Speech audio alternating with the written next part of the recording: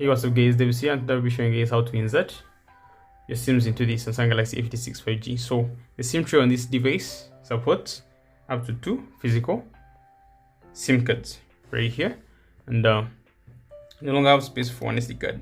For those that are wondering, no SD card support. That was taken away with the A56 here. Right, so let's go ahead and see how we can insert the 2 physical SIMs, and also look at how we can configure eSIM if needed. Right, so the first step is going to be to obviously use your SIM ejector tool right here, and plug it into the hole right here just next to the edge of the phone. As you can see, it's part of the SIM tray.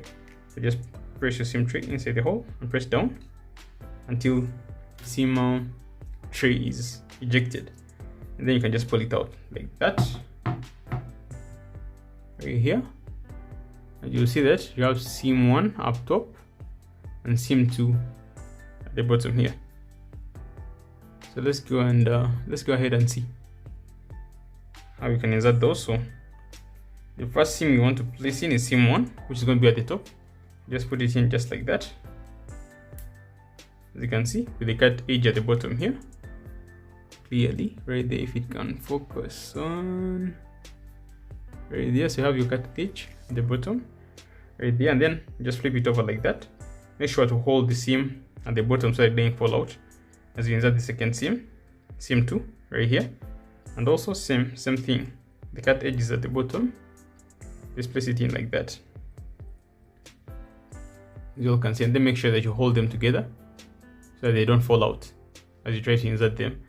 So just flip it over and put it back in normally. Then we can go through the menus and see the options we get. Okay, so just place it in, make sure they don't fall out, just like that, and then make sure that your SIM hole is facing the edge of the phone here.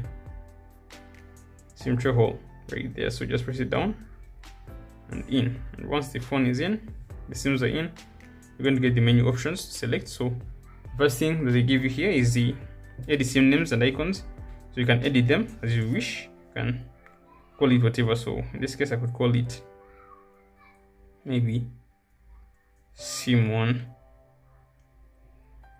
and then just call that SIM 2, just like that. SIM 2, okay, let's just leave it as it is. Then let me just change the icons. Maybe let's say this is going to be the one for data. Then you can just change up to the icons as you wish, right? That's not really important, but you can name them as you want. As you've seen, you can edit right there. So the next menu is going to be preferred SIM for calls, right? So what does this mean? What SIM do you want for calls? Like by default, once you press the call key in the dialer, once you press dial, that's the SIM that will be chosen by default.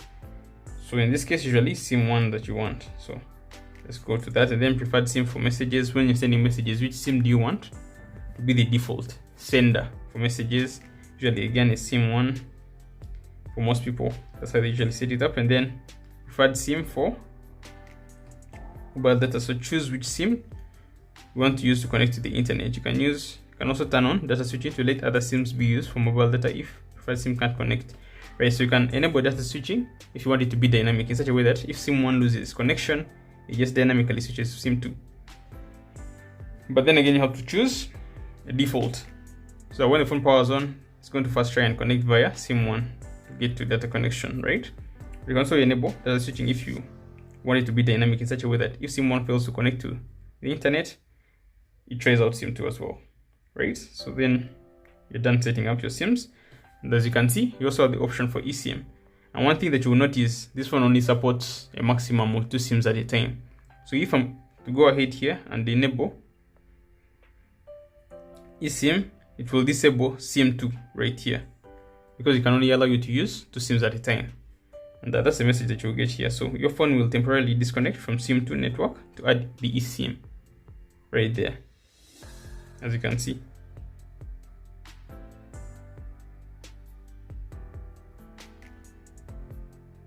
So just click on that add eSIM option under SIM manager.